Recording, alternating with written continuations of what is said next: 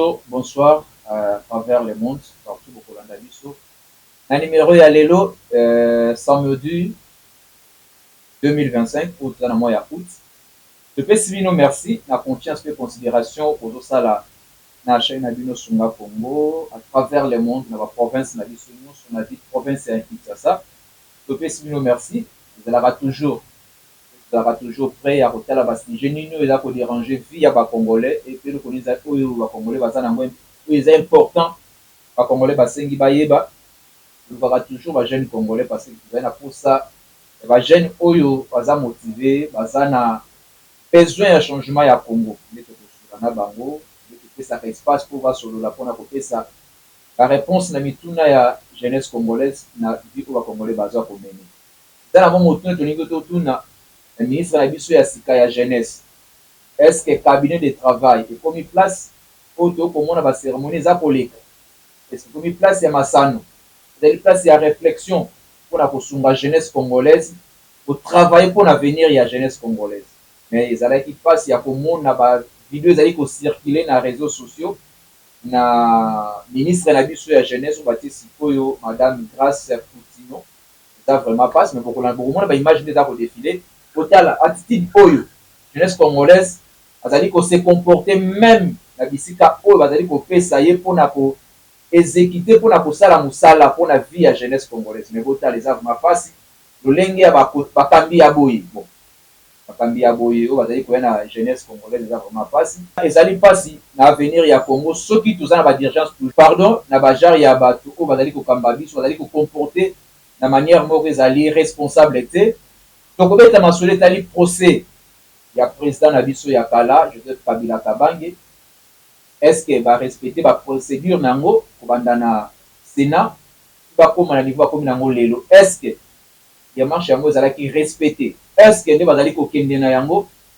Et qu'on peut ça boumani ya malam la vie ya Congolais. Est-ce que c'est important pour poursuivre Joseph Kabila tant que ancien président de la République ou tant que sénateur à vie? Est-ce que procès à mon bénéfice n'a pas ni na vie à nation congolaise? Kobeta makambo etali rapport au conseil à sécurité ya Nations Unies abimisa qui dernièrement makambo etala qui signature ya Doha na Washington ko eto ko signer na mois yuti koleka awa na makambo etali que cesser le fait sala mananu que ba congolais ba mekana ko bikana kimia ya moto ko sola yango na mona mboka ya nsimi azali pe jeune avocat azali pe moi citoyen kokamba mepa ya mwana mboka Tagi Mambangasa topesi mbote cordon topesi mbote na bakongolais nyonso balingaka instrument nous ezali na posa ya kokota na kati ya instrument nous bayeba koma ya koexprimer nde tokosolola na azali porte-parole ya mouvement instrument nous par rapport ya baquestion d'actualité ya mboka na biso. Maître Yansimeni, bonjour, bonsoir. Bonsoir, mon amboka. Je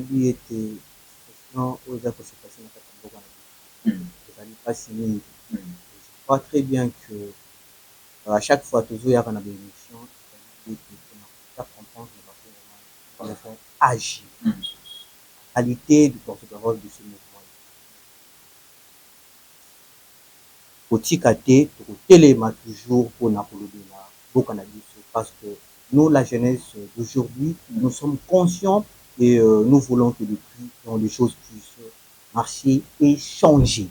Voilà, tant qu'on le dit que bon, ils avaient fait de go tout dans quelques secondes, vous allez jeunes, conscients.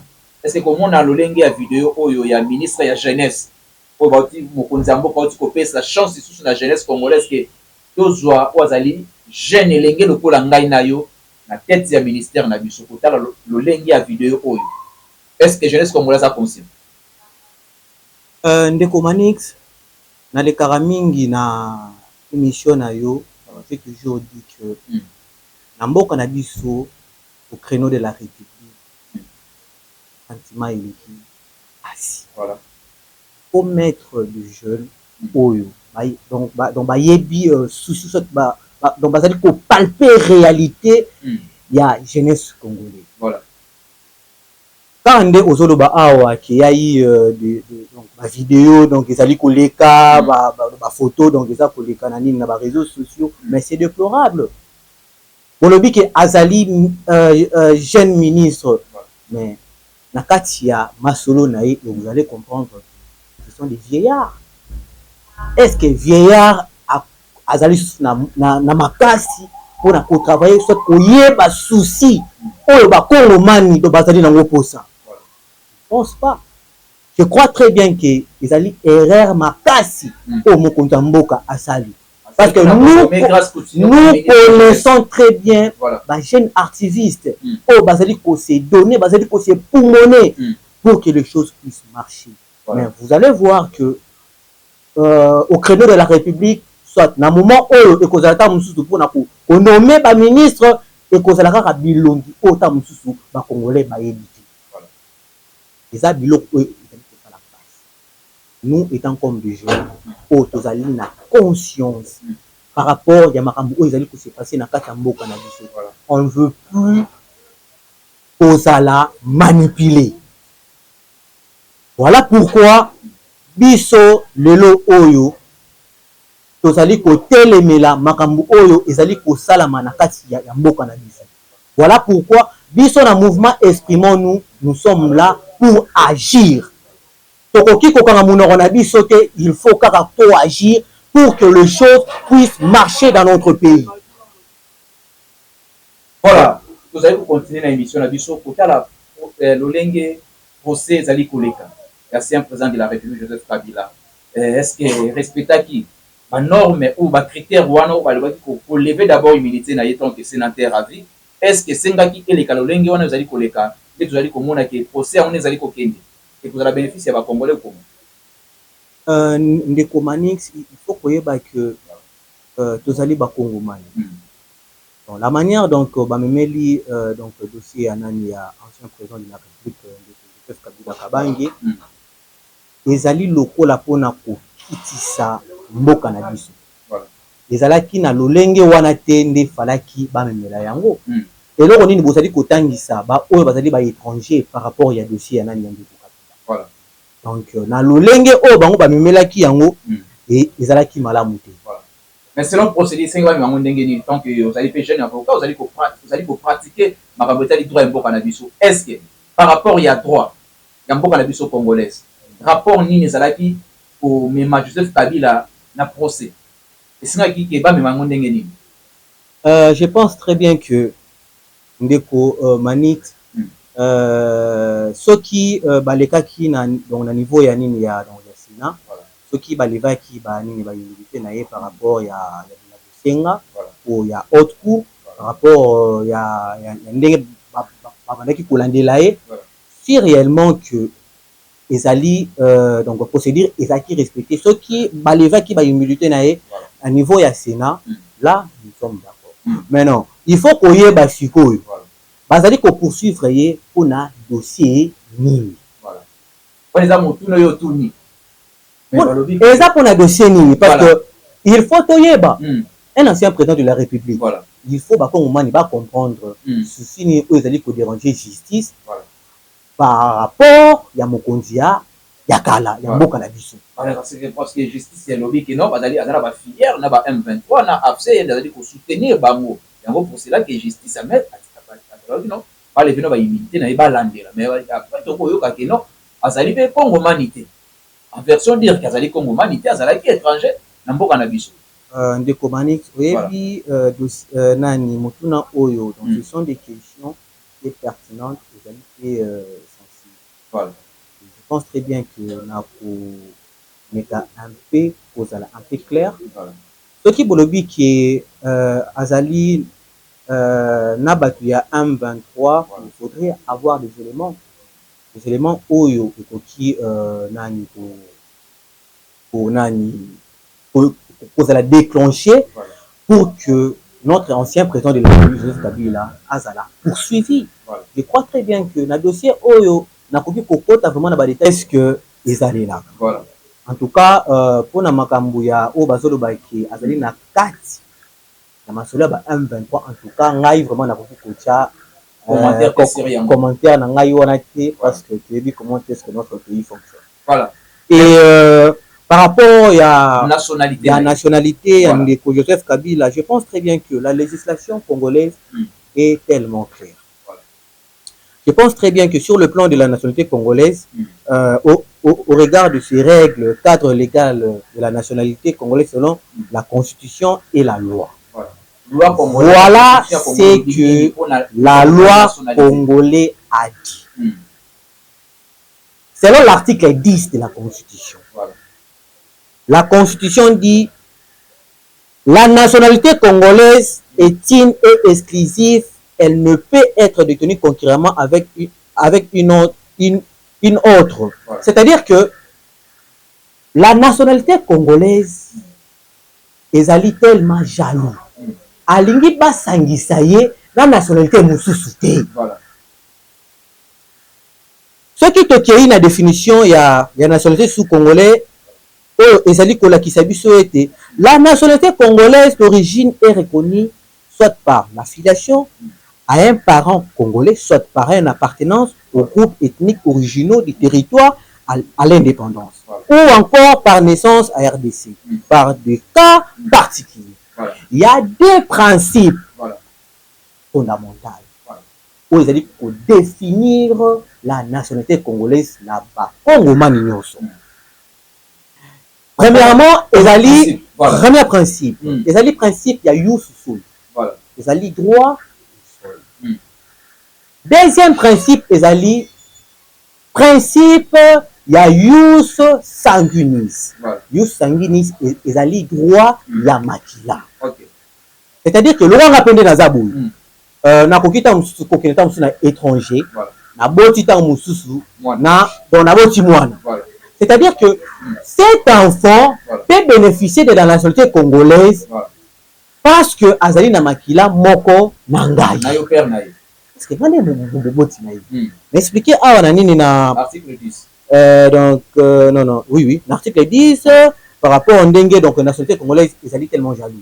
Voilà pourquoi na âge majoritaire, c'est là où que l'enfant a pour ça la choix naie, il y a nationalité oye alingi. Voilà. Pour na troisième point, ma condition par rapport au ndenge bazali ko poursuivre sénateur, donc nani ancien président de la République. Vous avez des conditions par rapport à donc les conditions pour accéder à la présidence. Voilà. L'article 72 précise que pour prétendre à la présidence, il faut obligatoirement être congolais d'origine. Voilà. Excluant ainsi ceux ayant acquis la nationalité ultérieurement. Voilà. Donc, un quatrième point, vous avez koloba pour la perte automatique de la nationalité congolaise en cas d'acquisition d'une autre nationalité. C'est-à-dire que lorsque aux nationalité mususu, c'est-à-dire que vous perdez automatiquement la nationalité congolaise. Voilà. Parce que la nationalité congolaise ne veut pas que aux alana des nationalités. Voilà pourquoi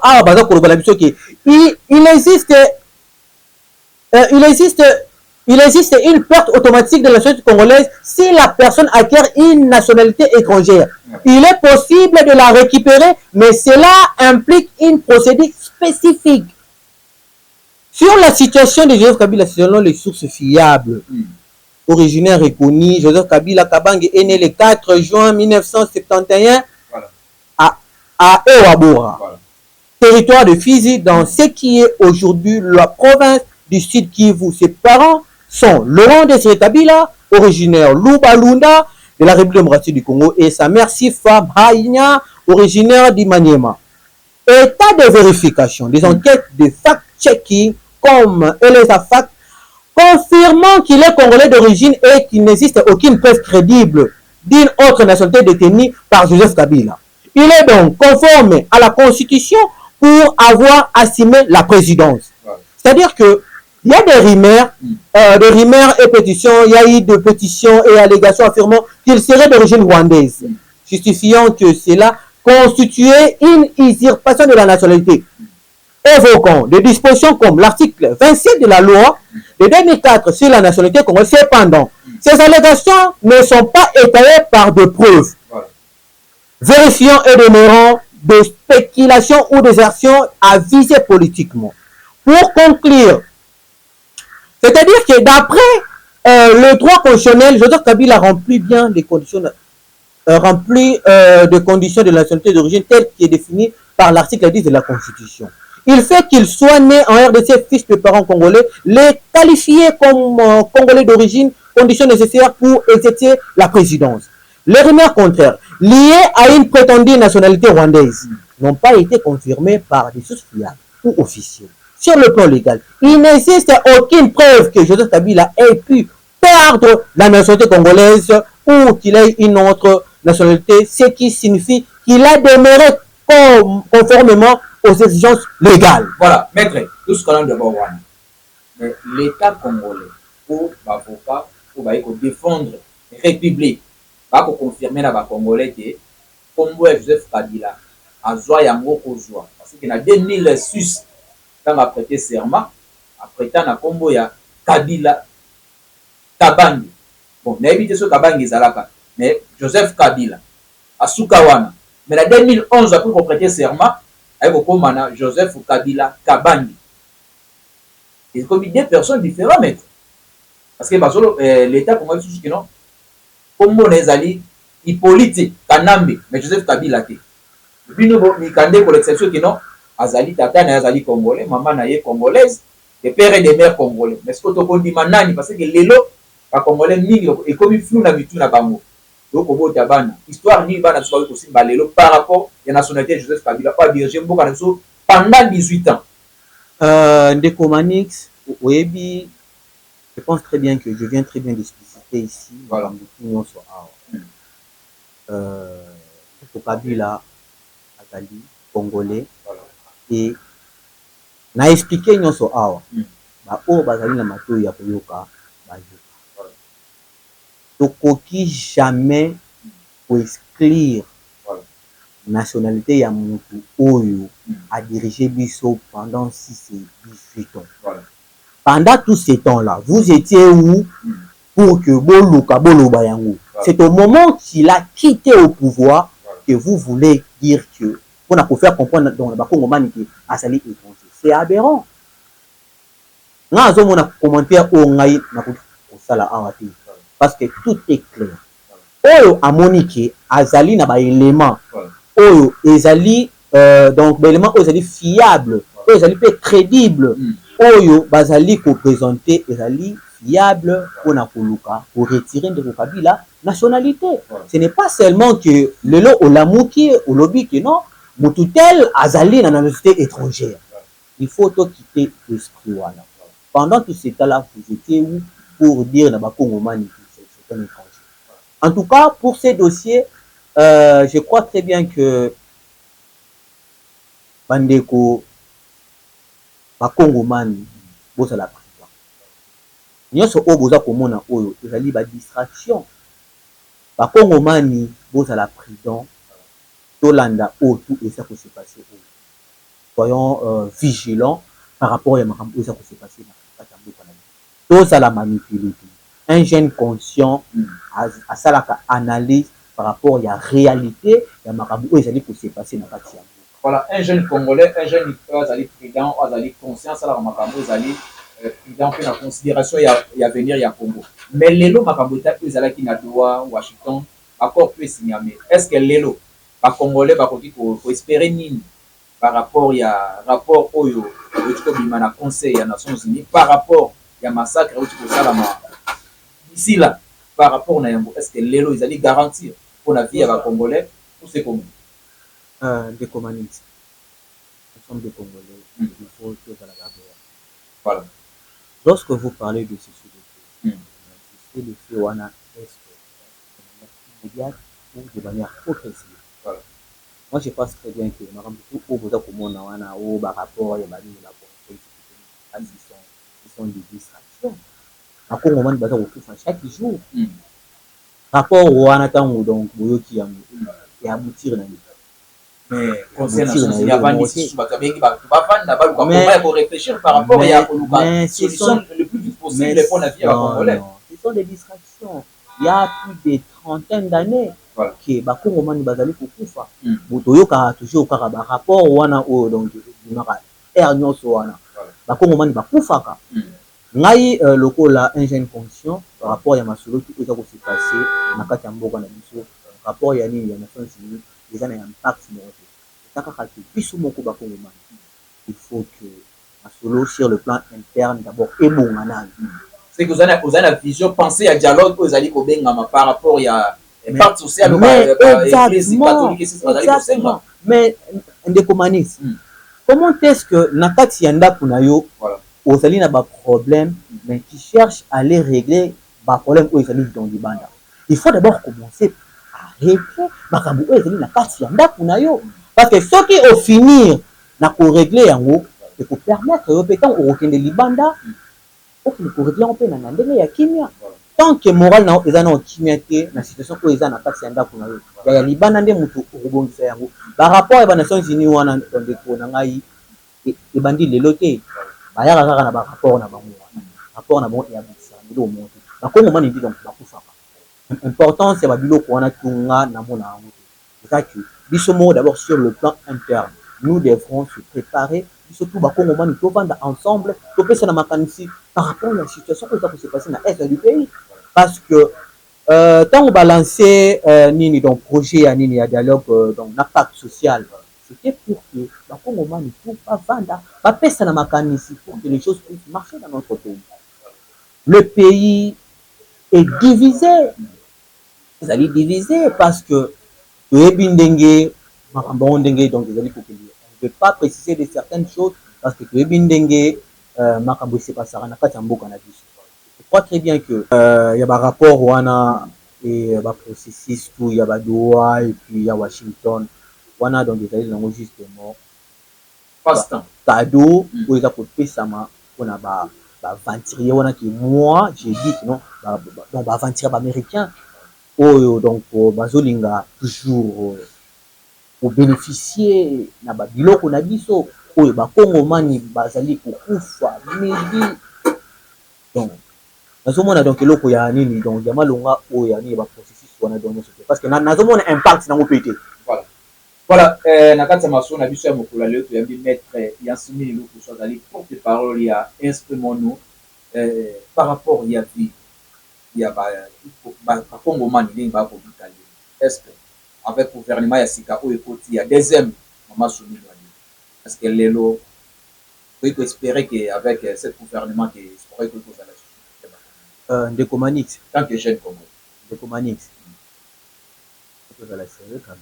Mais tout ça c'est rien mokonzi mboka ti batera marche azongisi mama Sumi Lwali lisusu na ba figure ya sika vous allez espérer en quoi parce que na Judith oyo ya liboso ya bayeli biso ni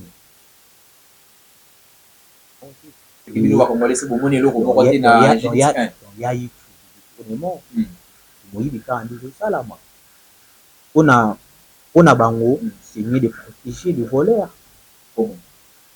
Mais procès à Moutamba, moni ministre de la Justice, procès naïe, j'espère que dernière est causée le 27 heures. Comment vous avez espéré que mais il y a un changement et que vous avez ça dans la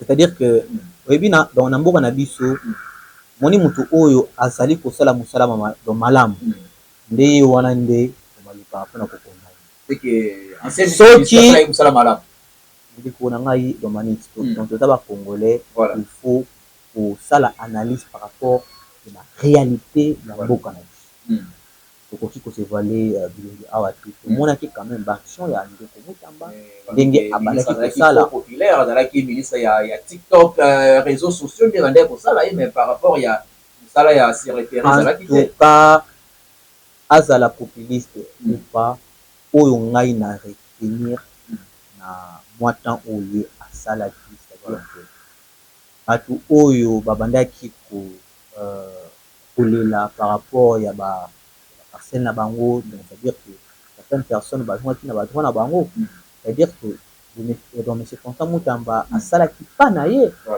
oyo baprédécesseur na ye donc basala te et maintenant donc yango donc eza motuna oyo biso tout na mitoyeli kose poser Constant Mutamba ayibi parce qu'il y a eu des experts ou dans les cas qui des témoins ou dans les cas qui et vous allez comprendre qu'il y a eu autant de témoins.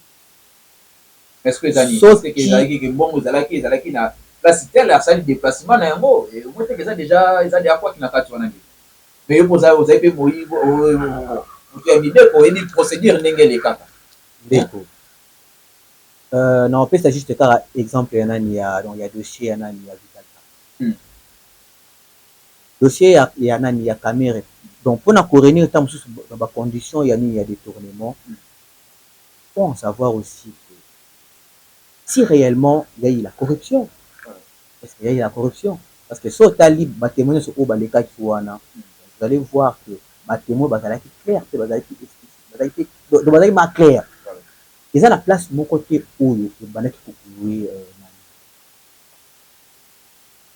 c'est qu'il faut en savoir déjà tout simplement la peau c'est que problème on dans les anango détournement tes alliés les avarades politiques les konangai les alliés détournement mbongo o dans ba lobby qui on va déplacer les alliés mbongo oyo qui les alliés destiné on a dans batonga banini ba comment nini donc batonga prison sur pays ya nini ya Kisangani est-ce que mbongo wana est-ce que otonga prison ya Kisangani c'est non mais c'était non mais la vie ya ba congolais mais ndeko nanga tala ndenge awa na makala na biso ndenge dans vie ya banani ya nani ya donc ya prisonnier ndenge donc ezalaka chaque jour donc baso kufa c'est-à-dire que beta tatu voilà beta tout donc vous allez voir que les gens vont tous donc dans la prison on a donc va même pas dans la dossier et vous trouvez ça normal arrivé à Mutamba a meki kosala kolandela ba dossier mususu oyo ezalaki kutu même pas a meki ko libérer ba oyo donc ba dossier que mutona kaka ramabe au traquer ba magistrat pour que donc dans ma solo ezonga normal ezaka ramabe traçabilité ya mbongo oyo ta mususu donc to futa ya ni ba caution mbongo na ils sont ratés il y a ba amende il faut ezala bien tracé mutona aye pour que ameka ko ajuster ma solo bino bolingi bongo te lelo o ba bi que non ki abi tourner bon atindi bango bakende na compte wana bakende kotala soki mbongo na ils a détourné bakende kotala pourquoi ba bolingo kilo kotala te et vous voulez voilà la peau de donc de la personne ce qui donc bolingi donc mutu wana ti bolongola ye comme azali na makanisi ya sika pour que les choses puissent évoluer dans notre pays. Bino bolingi batu na bongo te. Bolingi kaka batu o bakota na système na bino ya kimoyibi. Or pour que les choses puissent marcher dans notre pays, il faudrait avoir des gens au bazali pe na souci ya ba kongomani misusu. C'est-à-dire que une fois batu na ministère, il faut apporter un plus na yo. C'est-à-dire que yo soki donc batu wana na mutu na yo eza d'abord koyiba. Et là ko ta ko maboko na biso. Yango wana lelo oyo boza kotraiter donc Mutamba ayibi. D'accord, nous sommes d'accord. Est-ce qu'il y a eu de preuves fiables aux conclure Mutamba? C'est ça le problème. Voilà. Parce que ceux qui ont dit dossier wana malamu, voire même Yemoko na ministère public, azaki na difficulté énorme. Parce que Yemoko pe azaki na ba preuve te.